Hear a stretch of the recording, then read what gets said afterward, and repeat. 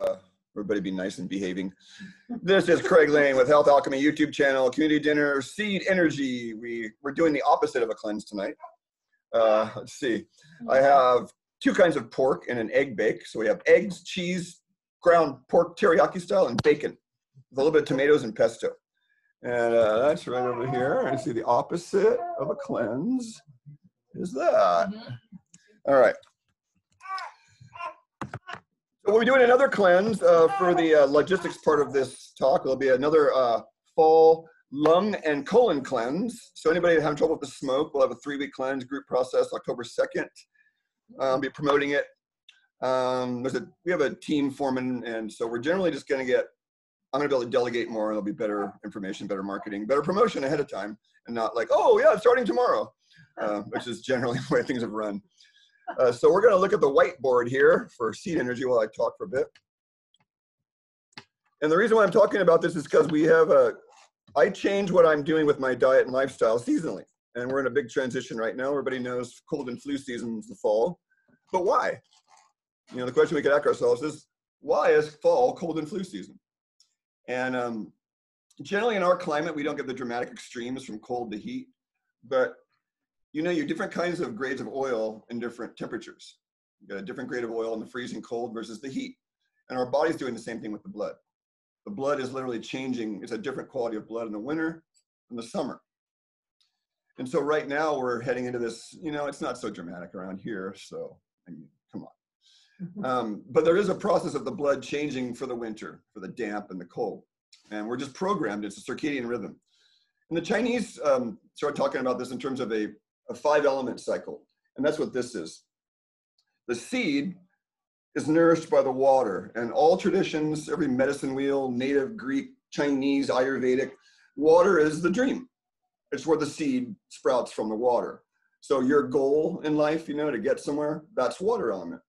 And the first step of that seed manifesting is what the Chinese call plasma energy, wood element. And plasma energy is going all directions all at once, as they term it. So that's what this is right here. And it's growth in all directions. Like you see a sprout. It's going, the roots are going down, the greens are going up. So it's the vector of action. So I'm trained to look at actions, and chemistry is secondary to actions. Then the action is this, going outward in all directions. And in herbal medicine, we call that diaphoresis. You take a diaphoretic herb to open the pores so you sweat out all the toxins. When you get COVID, for example, coblab, as I like to call it, C-O-B-L-A-B, coblab. That's what it is. So this is the energy going out in all directions. And that's sort of spring energy. Or it's in the day cycle, it's like, you know, morning energy. And then you've got the summer fire element, which is kind of what we're fading at. We're on this right here. We're heading to this. So summer fire element, and that's generally easy to figure out if you live in the Central Valley of California in the middle of summer, or the Midwest. You know, it's hot, a lot of heat. So heat has a certain downside. And that's where the energy is sort of, they call this floating fire around June, July. It's like you're floating on fire. Just like in the winter, it's floating on water. You know, the water down here. So you're floating on fire, then the energy starts to descend. The light gets less, it gets colder, the energy is contracting this time of year. And then now we've got, from summer to now, we have fruits and flowers and leaves. You know, it's a lot of that energy. And right now, late summer, as my voice fades out, is the round energy. So if you're eating a lot of foods this time of year, you choose round foods like millet, like squashes, like onions, because they have the whole, eggs. This is a macrobiotic Japanese thing, and I've been practicing this faithfully for 25 years, and I will tell you it works. Because when you get into eating local, eating seasonal, eating the right colors in the right season, the right temperatures in the right seasons, then you naturally harmonize with your environment. And that's kind of the opposite of what we're learning, is to harmonize with our environment. We're learning how to disharmonize with our environment. And so what we're teaching here is how to harmonize with your environment. So lots of things that are round. And the color of this season is the earth colors: yellow, brown, light orange, you know, earth tones. Green. No, green is the color of summer, because each color has a frequency. And there's a macrobiotic teacher, an old Japanese man, that wrote a book about this, and how he showed where each color was on the frequency scale. And so when we're talking about color, Remember, we're perceiving a color, but that's not what it is. It's just an energy. It's just a frequency, and we've agreed that this is green, but it's just a phenomena. That's all it is. It's a frequency. It's not really green. That's just a contrived label we've put on it, you know? And that it's really interesting. I had all these teachers these years ago and scratching my head going, so the energy right now, we're heading down into what I call seed energy. And so the energy contracts, and then the fruit, what's within the fruit? We're talking to Tim about almond butter. Well, the almond's the center kernel of a tree fruit. You know, apricots got them, peaches have them, plums have them, apples have them. You know, and these are all in the rose family is what's interesting, Rosaceae. This rose family is rather, you know, it's rather interesting. I have an herb out of my garden called agrimony. It's in the rose family. Looks nothing like a rose. But botanically, it's a giant family, and the pentagon's a sacred thing. You know, there's all these ley lines that follow these rose, like this 5-pointed star thing. You go over to France, and what was the book that preceded the Da Vinci Code? There was an interesting book about the bloodline of Christ and how in France there was all these ley lines that formed pentagons like a rose. The Rosicrucians, for example, the Rosicrucians. So we're in this seed energy now where the energy, think about the seed, very contracted. The entire life of a plant is in a seed, right? So the seed becomes the fruit. Well, one seed becomes 10,000 seeds. So you see the natural abundance of life that we're sort of being denied and steered away from. Nature is abundant by its very nature. You plant one seed, you get 10,000. Go out to my garden, and you will see that. I put, you know, a half hour a day in, but look at what's out there. Is it worth it? Oh my God, yeah. Makes everybody happy. Birds happy, bees happy, ants happy. Gophers happy. Well, I got a Caddyshack gopher, sure. This gopher will not go down. He's like a little poodle down there. So he's got his own little seed energy. So contracted, and now we're heading into fall, and the Japanese call this metal element in the 5-element system. And you think to yourself, okay, they got wood and metal, and I can see the fire, I can see the earth and the water, but what happened to earth, air, water, and fire? You know, the old medicine wheel. The four directions, the 4 elements. It's just much easier to grasp air than it is freaking metal and wood. Like, what the? You know, it's like, what? So if you translate seed energy, then, well, what's the opposite of air? Air is very undense, seeds are very dense. And you can tie this into one thing I'm going to be teaching is I'm really into a personal experience. One of my business slogans is, I'm here to give you an experience you cannot deny. Because once you have an experience of good health, you can't go back. I have clients that try and go back when they really have an experience. You can't go back because your spirit won't let you. You suffer mightily. Now, I hit that point about my late 20s. Hey, Craig, I was meditating, and this little voice comes in. I said, well, you can't go back now. It's too late. I got so freaked out for a few days. What does that mean? What does that mean? I can't go back. I can't have pizza? Yeah, you know, so we always hit that point. All of us hit that point at some point in our process, I believe. That's kind of like the gist of the talk. There's probably some questions, but you follow a seasonal model. There's a color for each season. There's a flavor for each season. There's an organ system that's dominant in each season. So we're doing the fall lung and large intestine cleanse. Those are the 2 paired elements in the metal, 2 paired organ systems in the metal element. What do they have in common? What do those 2 organ systems have in common? Because there's some Chinese guy that put them together 10,000 years ago. Why would they do that? These guys weren't stupid. So why would they put the lung and the large intestine? What is this common action that they share in the body? Transmuting what we take in into energy, air through the lungs, and food through the... Think even more general than that. It's very general. Lung and large intestine. It's very general. They look well, they don't look the same because of the intestine. I love seeing the confirm. They have the same kind of little. No, she's the closest. She They said have the same little. She said inhale and exhale. Okay. So we take in and we let go. Yeah. That's the action of these organs. The lung takes in oxygen, lets go CO2. The colon takes in water, another microbial poop, get over it, and it lets go of the waste.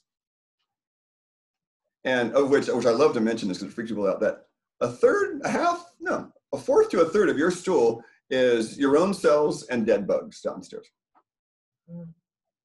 So it's literally a shedding a part of our intestinal lining. So your intestinal lining is renewed every 3 to 5 days.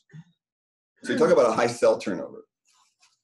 So that's why we have so many problems in today's world. We have balloons, like if the gut lining is like a balloon, they've been stretched so thin and they're permeable and they're letting things in that it makes our immune system pissy.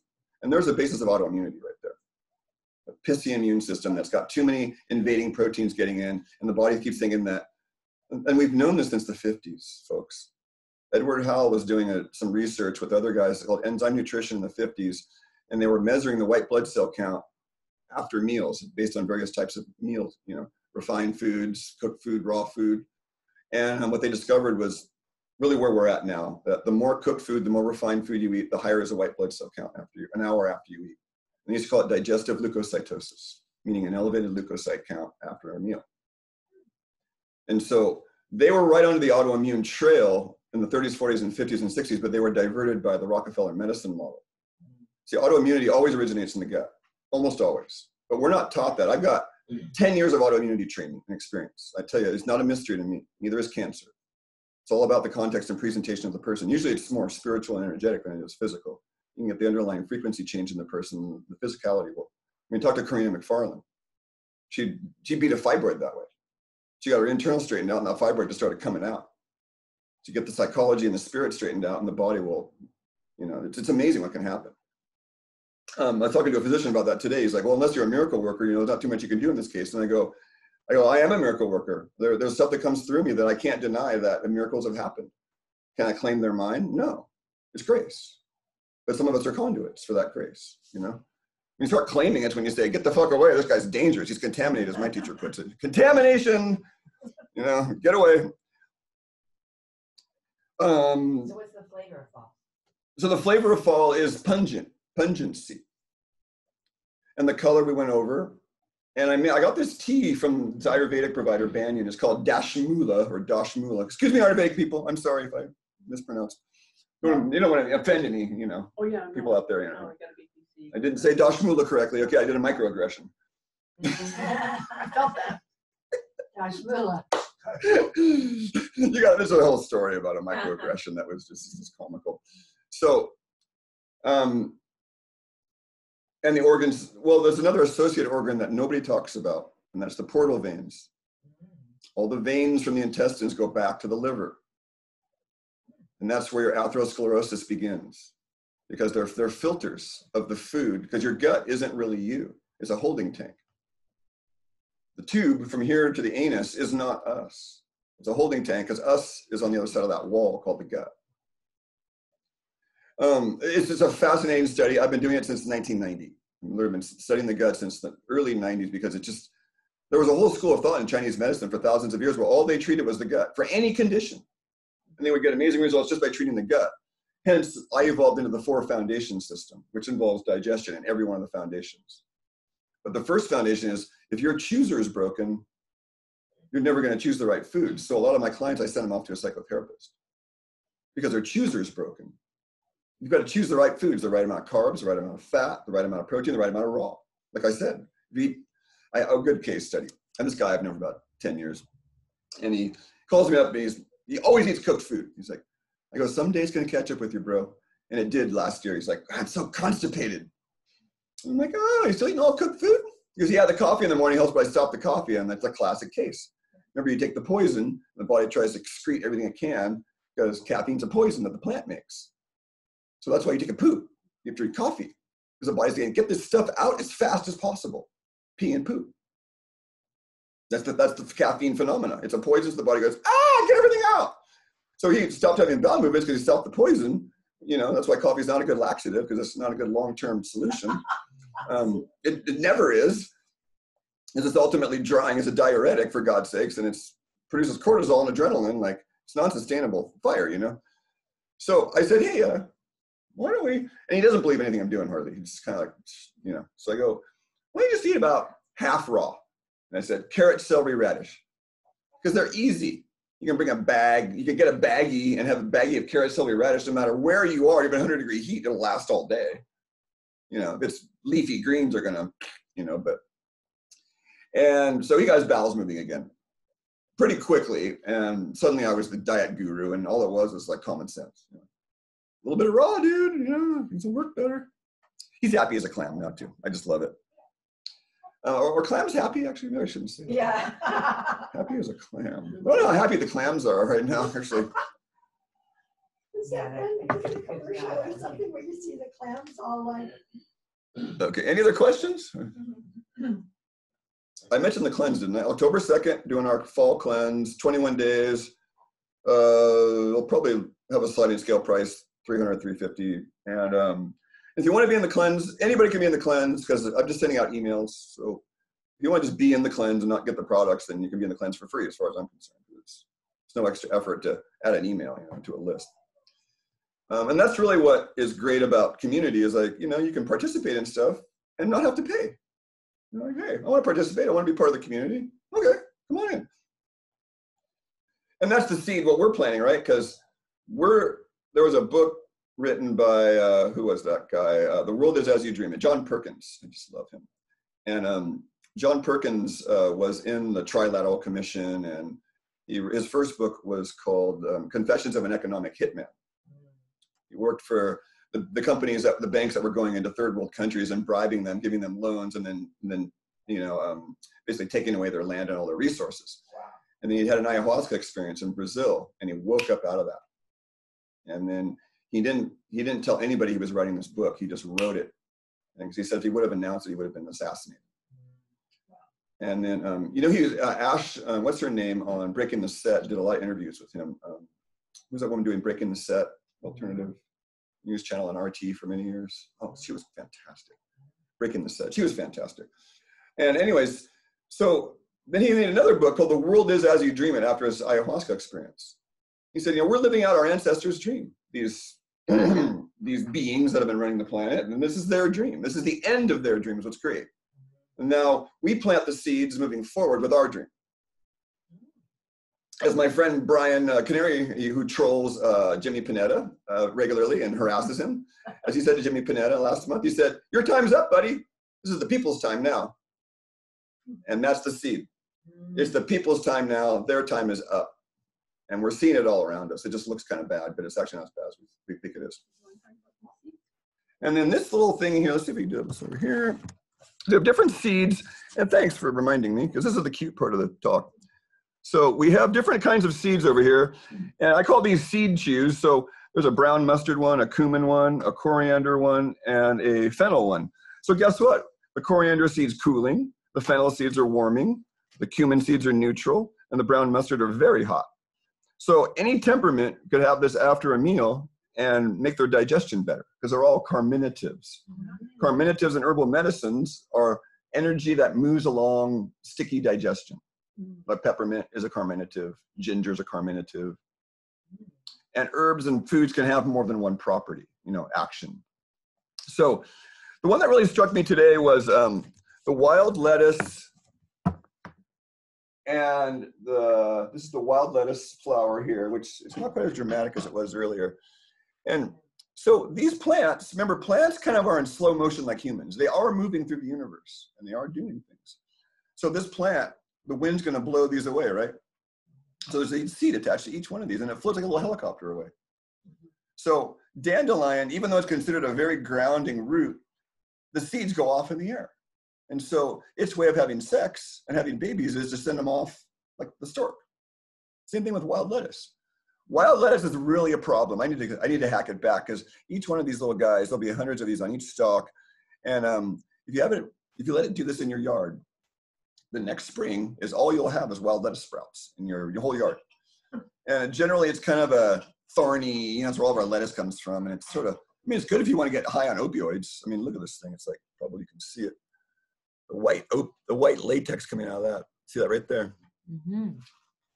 That's your opioids. So if you want to get high, you could just chew on this thing tonight. I did. Wild I got so into wild lettuce as a narcotic. I got sick. I was taking it too much too often.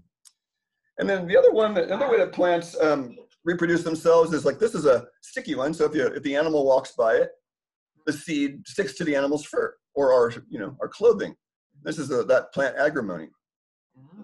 And then some plants like berries and grapes, the bird eats them. Well, the seeds don't get digested. And then the bird flies away and poops the seeds out somewhere randomly far away. I don't think it's actually random. I think what I call the great chess player in the sky is like, okay, bird, you know, and the great chess player in the sky decides it all. Yeah. And let's see. And you can also look, people, you've got seeds that are round. You have seeds that are square.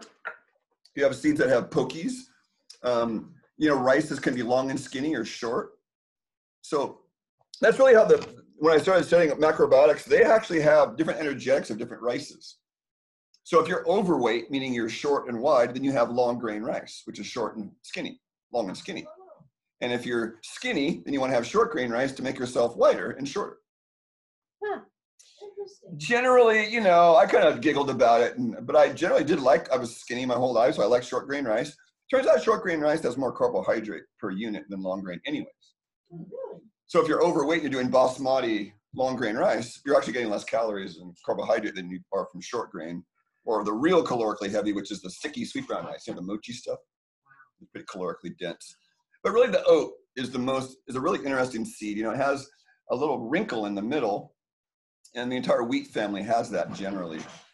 And but oat's the highest amount of fat per any grain.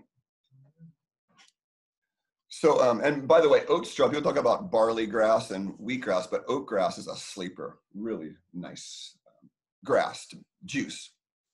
Like Monica was saying, you know, just going out, you can go out in the spring and pick all the greens you want and just juice them, you know, they're all grasses.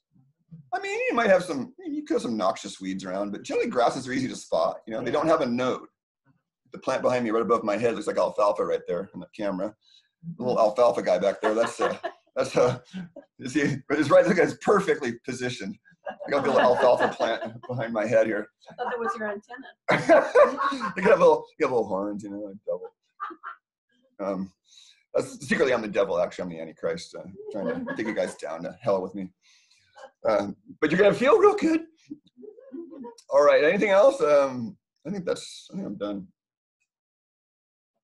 You said we're gonna eat a little bit of every one of those seeds after a meal, and well, that's one thing we didn't talk about. But if we're doing a little Q&A, then there's this platter of food over here, and you've got everything from vegan to heavy meat eater here. And so in a season like this, where it could be cold or it could be warm, then you generally want a good spread of high calorie, low calorie, raw, cooked, because you don't know.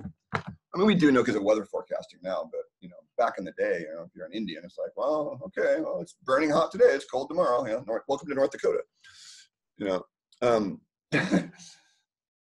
so I think it's just important to wait. Where are we going with that? whether we should eat a little bit of each of these seeds. So the seed's no different. Like every person will be drawn to the food that they need to be drawn to. Usually, unless we get programmed, like we have the whole low fat programming. That was a big meme, a big narrative for many years, and it was very damaging. Right. I have a client that she got MS because of a low fat diet. She was on a non-fat diet for like 5-10 years. I told her, there's your MS. That's your MS right there. She was using sprouted garbanzo bean hummus powder that wasn't soaked.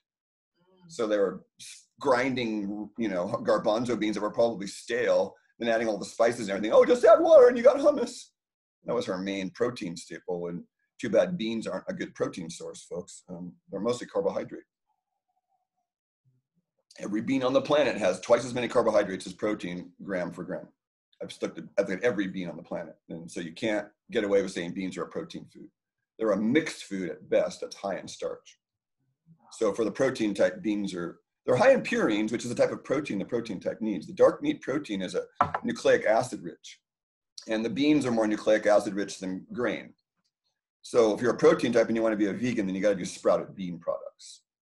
But if you're a blood type O trying to be a vegan in a northern climate in the middle of the winter, I'm just going to say good luck. You aren't going to do well. You're going to need some butter and fat in the wintertime to maintain any kind of metabolism. Otherwise, you'll get cold. I used to watch stories of Native Americans when I was a kid. I was always fascinated with the Indians. And with these stories, these natives walking around in the snow in bare feet. I say to myself, what the hell? I couldn't even imagine doing that. But I can now, because if I eat enough fat, like I eat a stick of butter, I'm a furnace in bed. And I don't think that I would have to worry about walking in the snow a little bit. I have through the Mankind Project.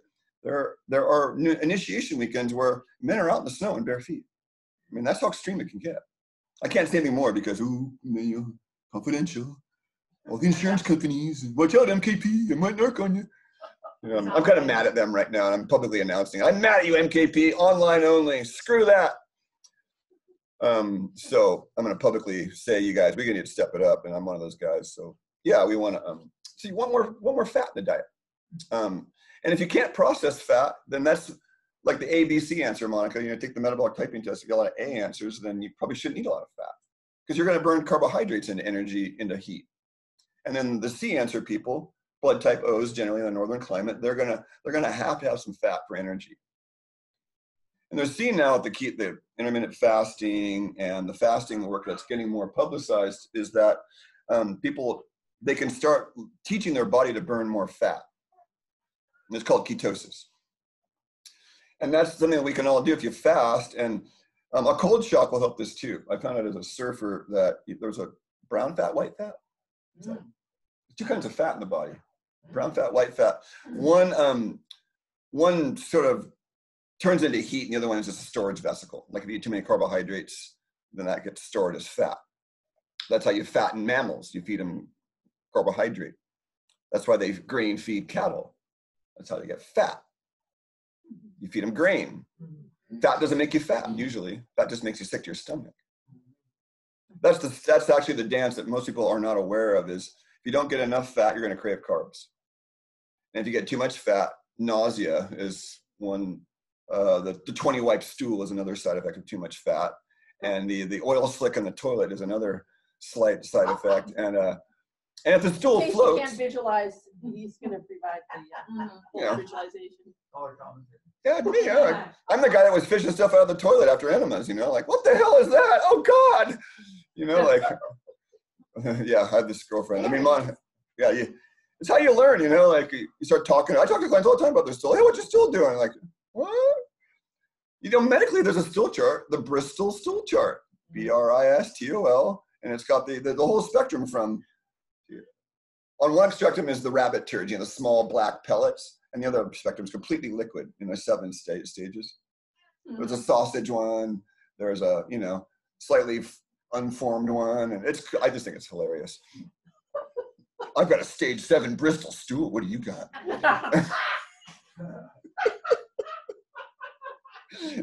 I just love this shit. Oh, pun intended. I just love this shit. Okay, quick joke. I'm not a comedian, but quick joke that was going around on the Mankind Project that I chipped in my one-liner, which was, I tried to give a talk about enemas, but nobody likes that shit.